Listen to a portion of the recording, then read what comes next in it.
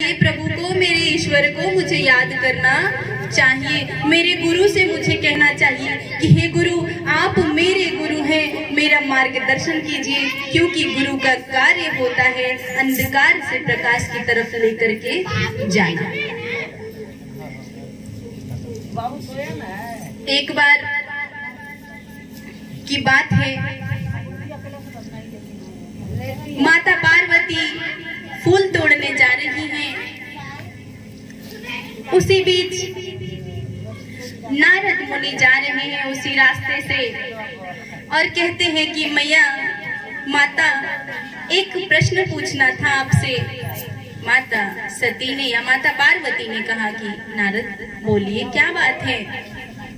उन्होंने कहा कि माता देखिए, हर घर में नारद होते हैं, हर घर में नारद होते हैं। नारद का काम था इधर का उधर करना, उनका स्वभाव था और होना भी चाहिए। कहते ना कि निंदक नियरे राखी, आंगन कुटी छवाए, बिन पानी साबुन बिना निर्मल करे सुहाए। जो आपके बुराई करने वाले हैं ना, जो आपकी निंदा करते हैं, कृपया शांत बैठे, शांत बैठे। आप लोग कुछ नहीं तो शांति का ही दान प्रदान करें। मैं तो शांति का दान नहीं प्रदान कर रही हूँ क्योंकि बोल रही हूँ, पर आप लोग सुनिए।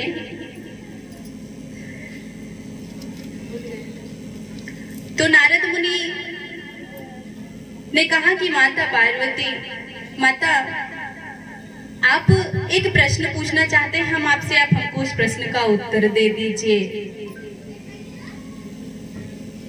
तो कहते हैं कि माता, जो महादेव जी अपने गले में मुंडों की माला पहनते हैं, उस माला के विषय में आपका क्या विचार है? वो माला क्यों पहनते हैं, क्या आपको पता है इस बारे में? जो कुछ भी होता है ना, ईश्वर की लीला होती है।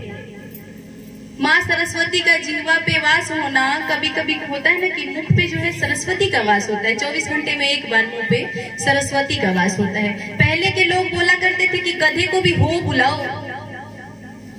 क्यों? उससे क्या है, अपनी वाणी सही रहती थी, वाणी अच्छी रहती थी। अभी तो जो है बचपन से बच्चे थोड़े बड़े हो रहे हैं, तभी तुम तड़ाम रे ते करना, जुबान लड़ाना।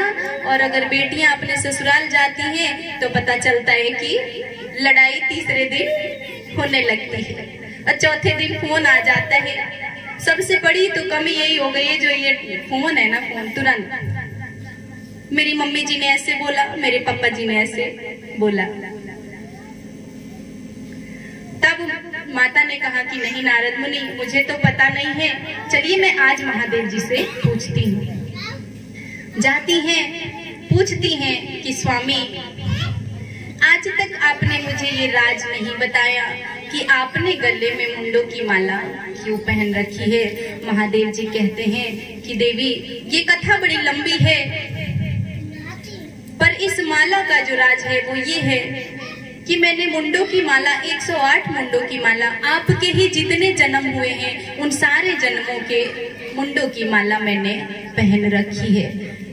तब माता पार्वती को विचार आता है कि एक महादेव और एक ही महादेव से मेरे 108 मतलब 108 मुंडे मेरे हैं, यानी मेरे 108 जन्म हुए, तो महादेव जी का जन्म क्यों नहीं हुआ? तो हम और आप जानते हैं कि महादेव अजन्मा है, उनका न जन्म है न मृत्यु है। जब माता पार्वती ने पूछा, तब महादेव जी कहते हैं कि देवी, ये कथा बहुत लंबी है। तो माता कहती है कि जो भी है स्वामी, मुझे इस कथा को बताइए कि आखिर मेरे इतने जन्म हुए तो आपके जन्म क्यों नहीं हुए। जब ये कहने लगती हैं तो देखिए, 4 हठ जो होता है ना, वो बड़ा जबरदस्त होता है, मान में नहीं आता ये 4 हठ। कौन कौन सा? योगी हठ, राज हठ, त्रिया हठ, ये जो महिलाएं जो हठ करती हैं, बाल हठ। ये 4 हठ अगर जिद कर लिए, नेताजी लोग तैयारी करने लगते हैं कि हमको चुनाव लड़ना है, तो वो कितना भी बार हारेंगे लेकिन चुनाव लड़ेंगे। योगी अगर साधना करने बैठ जाए उनकी जो भी इच्छा है कि हमको मुक्ति पानी है या हमको ईश्वर के दर्शन करने हैं या हमको कोई वरदान चाहिए, तो योगी भी अपना हट कभी नहीं छोड़ते हैं। तो बाल हट, योगी हट, राज हट और चौथी जो है वो त्रिया हट, स्त्री हट जिसको कहते हैं।